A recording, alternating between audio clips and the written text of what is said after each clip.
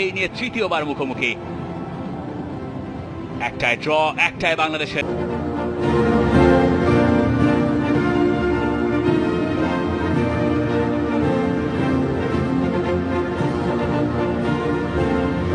দলটা কমাস আগেও খেলেছে এশিয়ান কাপে, যেটা স্বাগতিক ছিল এই কাতারি, এবং ওই 3 ম্যাচে তারা কাতারের কাছে 3-0 গোলে হেরেছে। চায়নার সঙ্গে তারা ড্র করেছে, তাজিকিস্তানের বিপক্ষে তাদের 2-1 গোলে হারতে হয়েছে। জেইন হুসেইন মিডফিল্ডে, তেনিস, হাসান মাতুক, নাদের মাতার, হায়দার ফরওয়ার্ড পজিশনে, ওমর চাবান, এবং কাতারের কাছে 3-0 গোলে হেরেছে। চায়নার সঙ্গে তারা ড্র করেছে। নাদের মাতার গ্রাউন্ডেড কিক, সেটা ক্লিয়ার হলো, তবে বক্সের ভেতরে জটলা অন্য জার্সি ধরে সেখানে শাকিলের, এবং ওই জায়গায় যখন হাসান মাতুক বল পেয়ে গেলেন, মনেই হচ্ছিল বাংলাদেশ বিপদে, এবং সেই বিপদ ঘনীভূত।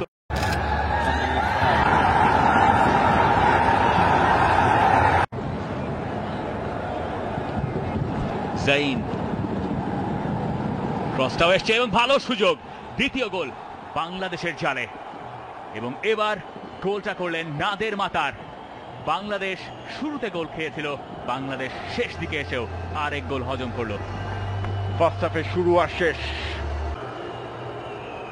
পেনাল্টি থেকে প্রথম গোলটা নাদের মাতার, তিনি করলেন। জাইন ক্রসটাও এসছে এবং ভালো সুযোগ, দ্বিতীয় গোল। লং বল, উদ্দেশ্য হাসান মাতুক।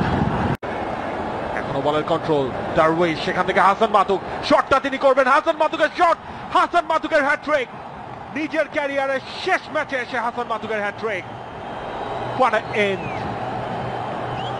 এবং ওই জায়গায় যখন হাসান মাতুক বল পেয়ে গেলেন, মনেই হচ্ছিল বাংলাদেশ বিপদে, এবং সেই বিপদ ঘনীভূত হলো গোলে। হ্যাটট্রিক হাসান মাতুকের।